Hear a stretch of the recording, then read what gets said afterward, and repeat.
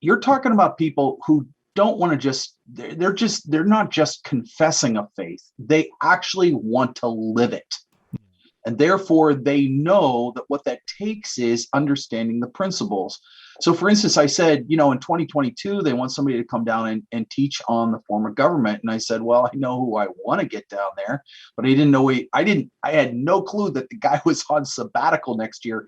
So I'm going to be able to take down Alan Strange to talk about form of government. And that's what he teaches with the OPC MTI class. So, the advantage of that, as I explained to the presbytery down there, they don't need to have explained to them, what do these words mean and what do that words mean?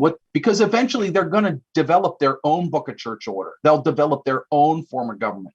What they need to understand are the Presbyterian principles that are behind that. In other words, it says what it does for a reason, because there's this global overarching understanding of the nature of the church, the nature of church office, and the way, therefore, the church needs to operate in order to work with each other. Calvin talks about this in his Institutes.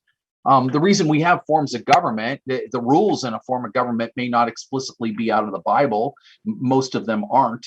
But we agree that in love, these are the best rules that we need to have in order to work with each other. Well, they need to understand that principle.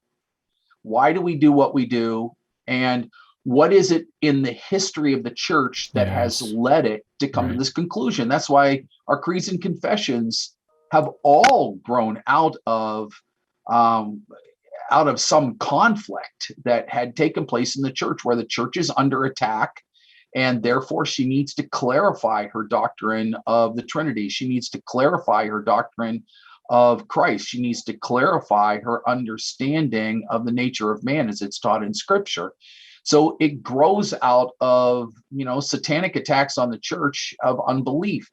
And then, one of the reasons Mike had me come over there is because although there was a Presbyterian church before, the current political situation, and now there's one after, or during that it's that the church was robbed of all of her pastors for a time. I mean, you wipe out the pastors of a church, the guys who've actually had the training, and what that led to, as both Mike and more particularly Charles can share with us, that led to Unitarianism creeping into the churches of Europe. The pastors are being killed off, and so who's going to teach there? These are guys who actually are operating out of unbelief. They're coming to this, they're looking at the scriptures in a certain way, and they're saying this is what the Bible teaches because we don't find the word Trinity, therefore it must not really exist. Well, that's the position of unbelief reading the Bible, and that's the kind of satanic attack that has been on the church, that has been against the church from its very beginning, whether it's with regard to the nature of Christ, the Trinity, or the authority of the scriptures.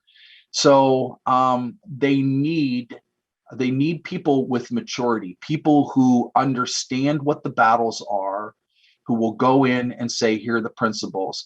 Their Presbyterian church 20 years from now may look somewhat different than our Presbyterian church. But whatever it looks like, it will have grown out of them understanding the principles and applying the principles to their current needs. And so it's not just rules that they need, but it's something far deeper than that. So just really, I think all three of us are really grateful to the Lord to be a part of that.